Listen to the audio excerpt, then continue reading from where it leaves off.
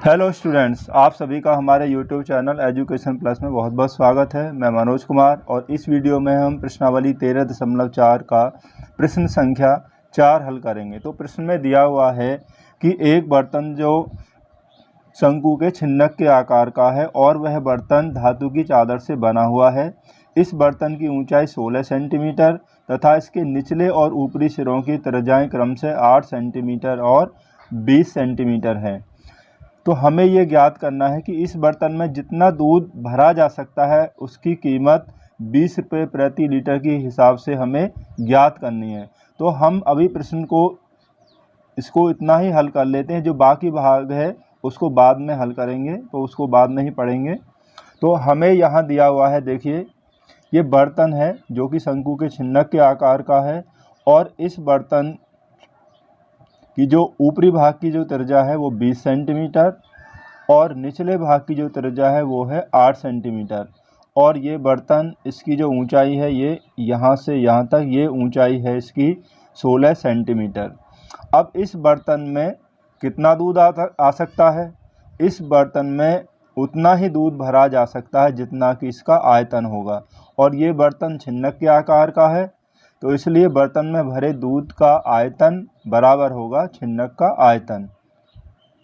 ठीक है, इस बर्तन में इतना ही दूध आएगा जितना कि छिन्नक का आयतन होगा। और तो हम इसमें जो हमें दिया हुआ है पहले हम नोट कर लेते हैं। तो देखिए प्रश्न में हमें दिया हुआ है कि बर्तन के ऊपरी सिरे की जो त्रिज्या R1 20 सेंटीमीटर और निचले सिरे की त्रिज्या जिसको हमने मान लिया R2 वो होगी 8 सेंटीमीटर और बर्तन की ऊंचाई ये 16 सेंटीमीटर जो हमें अभी आपको बताया था। तो बर्तन की जो धारिता यानी कि बर्तन का आयतन तो वो होगा छिन्नक का आयतन, यानी कि हम ऐसे भी लिख सकते हैं कि बर्तन में भरे गए दूध की मात्रा बराबर छिन्नक का आयतन यानी इस पात्र का आयतन। और छिन्नक का जो आयतन होता है 1/3 पाई H R1 square plus R2 square और प्लस R1 इंटू R2, ये हो गया छिन्नक का आयतन का सूत्र हो गया। अब इस सूत्र की सहायता से हम इसका आयतन निकाल लेते हैं। तो 1/3 पाई और H हमारे पास है 16 सेंटीमीटर, तो R1, अब R1 हमारे पास कितना है 20, तो R1 का स्क्वायर है तो ये हो गया 20 का स्क्वायर और R2 है 8, तो 8 का स्क्वायर और R1 इंटू R2 यानी कि 8 गुणा 20, ये हो गया। तो 1/3 पाई का मान अभी हम बाद में रखेंगे गुणा 16 और 20 का वर्ग हो गया आपका 400 और 8 का वर्ग हो गया 64 और 20 गुणा 8 ये हो गया आपका 160, तो बराबर 1/3 पाई गुणा 16 और गुणा 400 प्लस 64 प्लस 160, यदि हम इनको जोड़ेंगे तो ये हो जाएगा 624, इनका योगफल 624 हो गया। अब हम इस 3 से इस 624 को कैंसिल कर लेंगे, 3 से 2 और 3 दूनी 6, 0 और 3 अट्ठे 24। अब 16 से 208 को गुणा करेंगे तो ये हो जाएगा 3328 और पाई घन सेंटीमीटर। अब हम यहाँ पाई का मान रख लेते हैं क्योंकि क्वेश्चन में दिया है पाई का मान 3.14, तो हम यहाँ पाई का मान 3.14 रख लेते हैं, तो 3.14। अब हम 3328 को 3.14 से अगर गुणा करेंगे तो हमारे पास ये हो जाएगा, आप गुणा करके अलग देख लेंगे तो ये हो जाएगा 10,449.92, यानी कि इससे गुणा करने पर हो जाएगा 10,449.92 घन सेंटीमीटर। अब ये जो हमारा आया है ये घन सेंटीमीटर में है और जो हमें दूध की जो मात्रा वो दिया हुआ है मूल्य क्वेश्चन में वो दिया हुआ है 20 रुपये प्रति लीटर, तो इसलिए हम ये घन सेंटीमीटर है इसको हम अगर लीटर में चेंज करेंगे, देखिए क्योंकि 1000 घन सेंटीमीटर बराबर होता है 1 लीटर, तो इसको लीटर में चेंज करने के लिए हम 1000 से भाग कर देंगे। तो 1000 से जब हम भाग करेंगे तो देखिए ये किस तरीक़ा से हो जाएगा, जैसे ये हो गया हमारा वो।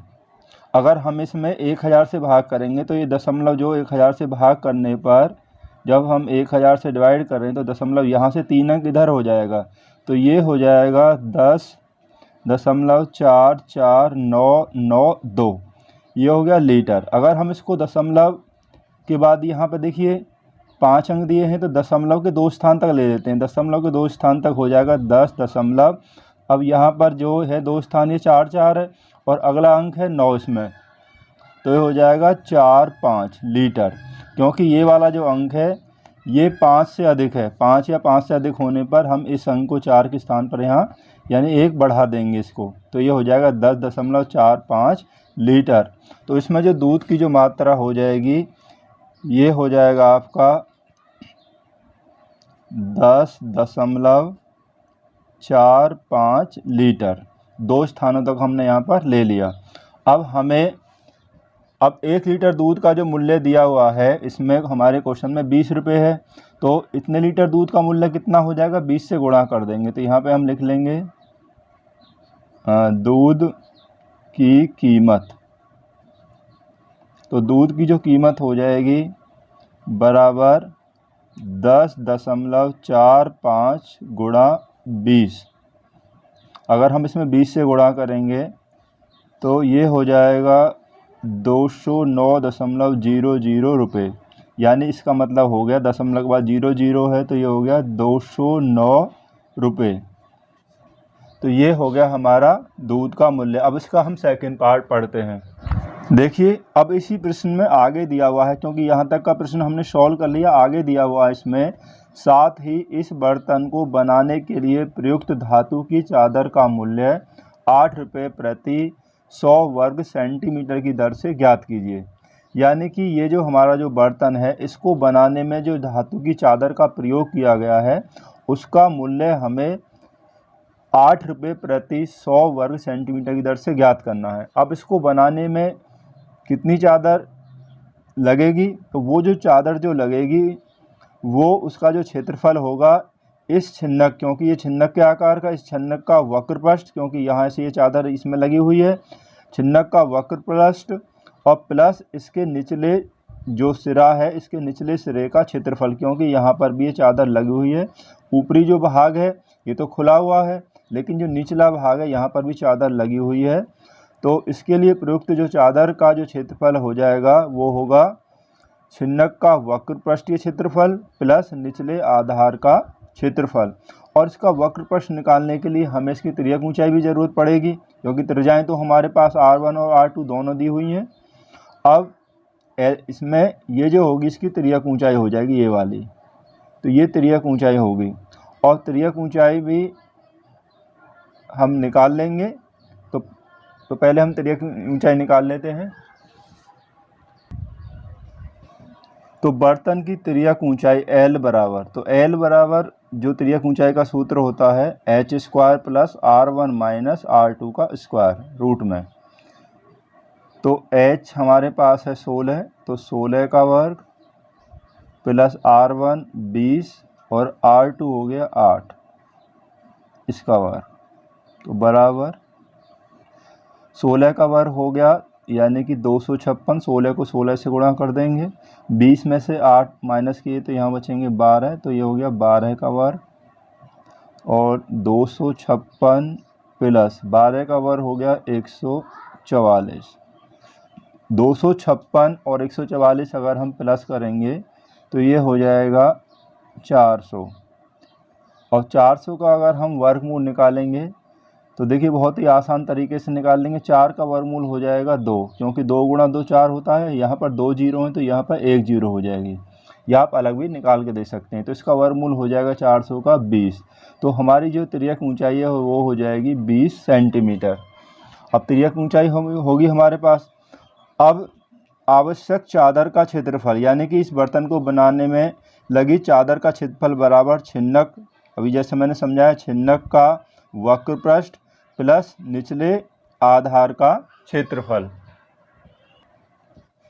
तो छिन्नक का क्षेत्रफल होता है पाई R1 प्लस R2 गुणा L प्लस जो निचले सिरे का जो क्षेत्रफल है, ये वाला जो सिरा है ये वृत्तीय है और वृत्त का क्षेत्रफल होता है पाई R स्क्वायर, तो पाई R स्क्वायर, और ये नीचे वाली जो त्रिज्या है ये हमने मानी है R2, तो पाई R1 20 और R2 का मान हमारे पास 8 है, और L तिर्यक ऊंचाई जो हमने अभी निकाली है 20 और प्लस पाई, और R2 है 8, तो ये हो गया 8 का वर्ग।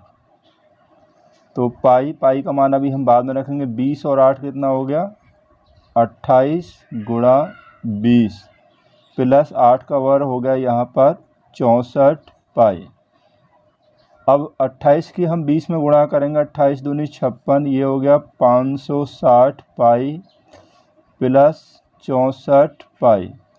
तो हम 560 में इस 64 को अगर हम प्लस करेंगे तो प्लस करने पर हो जाएगा ये 624 पाई, ये हो गया 624 पाई।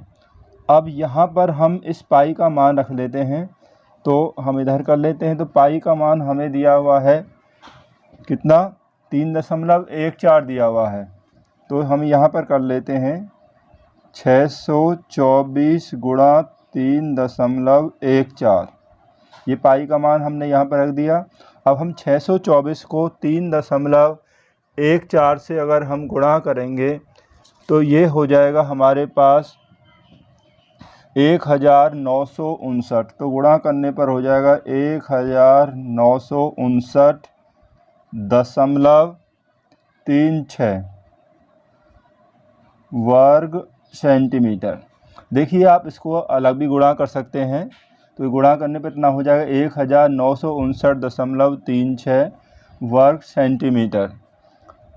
अब हमें इसकी जो कीमत दी है, क्वेश्चन में दिया हुआ है कि 8 रुपये प्रति 100 वर्ग सेंटीमीटर, तो हम यहाँ पर लिखेंगे क्योंकि 100 वर्ग सेंटीमीटर चादर का जो मूल्य है वो हमें दिया हुआ है कितना, वो दिया हुआ है 8 रुपये दिया हुआ है, तो इसलिए हमारे पास चादर है 19 यानी कि 1959.36 वर्ग सेंटीमीटर। चादर का जो मूल्य हो जाएगा वो हो जाएगा यानी कि इसमें जो 1959.36 इसमें हम गुणा कर देंगे 8/100 से, ये होगा 8/100 से गुणा कर देंगे, क्योंकि देखिए 100 वर्ग सेंटीमीटर का 8 रुपये है, तो एक का हो जाएगा 8/100, तो इतनी चादर का मूल्य कितना होगा, इसमें 8/100 से